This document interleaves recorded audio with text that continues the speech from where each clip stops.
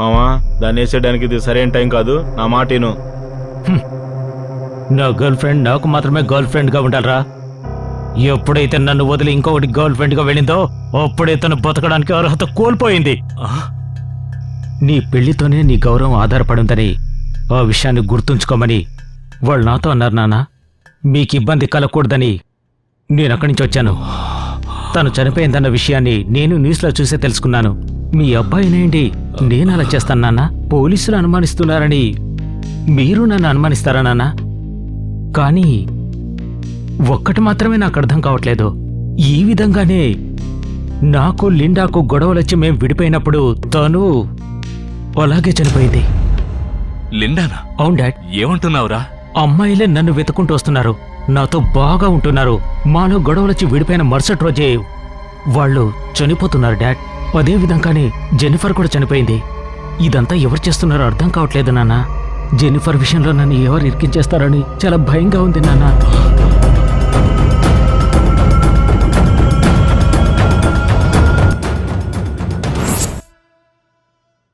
త్వరగా పూర్తి చేయండి. మీరు వెళ్ళండి. సరే సార్, వెళ్ళొస్తాం సార్. రండి. చెప్తే నేనే మీ ఆఫీస్కి వచ్చాను కదా, మీరు ఎందుకు ఇక్కడికి రావడం?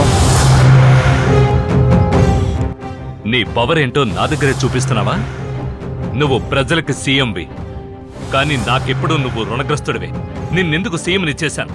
నాకు నా బిజినెస్ కి విశ్వాసంగా ఉంటావని. కానీ నువ్వు నా కొడుకునే ఎంక్వైరీకి పిలుస్తావా? Excuse me sir. IG, don't talk. నీ కూతురు లండన్ పోలీసులకు దొరికినప్పుడు ఎవరికీ తెలియకుండా నీ పరువు కాపాడి నీ కూతుర్ని బయటికి తీసుకొచ్చాడు ఈ విజయ రఘునాథ్. ఆ విషయం మర్చిపోయావనుకుంటాను.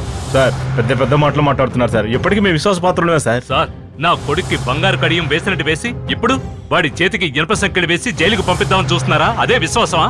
సార్, పెళ్లి రోజు దగ్గర పడుతోందని తెలుసు కదా సార్. కాస్త ప్రశాంతంగా ఉన్నాడు సార్.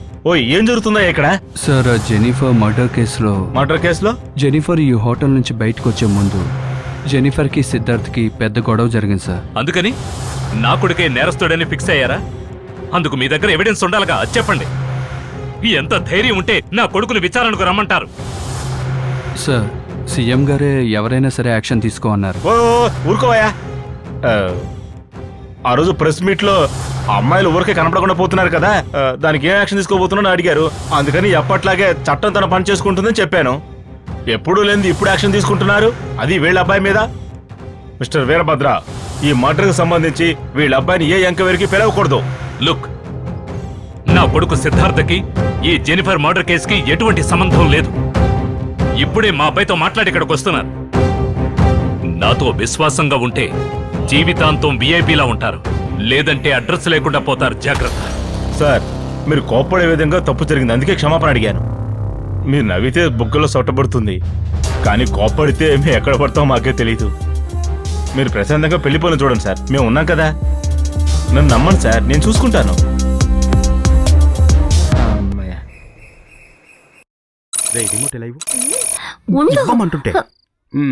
ప్రముఖ బాలే నాట్య కళాకారిణి శవం మురికి కాలంలో దొరకటం ఆ ప్రాంతంలో భయాన్ని కలుగు చేసింది. ఆ కళాకారిణి పేరు జెనిఫర్. ఇది హత్య, ఆత్మహత్య అనే విషయంపై పోలీసులు తీవ్రంగా ఎంక్వైరీ చేస్తున్నారు. ఆమెకి శత్రువులు ఎవరన్నా ఉన్నారా అని ఎంక్వైరీ చేస్తున్నారు. ఇలాంటి సంఘటనలు ఈ నగరంలో ఎక్కువైపోతున్నాయి. ఈ సంఘటనపై స్పందించిన ముఖ్యమంత్రి గారు నిందితులని వెంటనే పట్టుకోవాలని డీజీపీని ఆదేశించారు.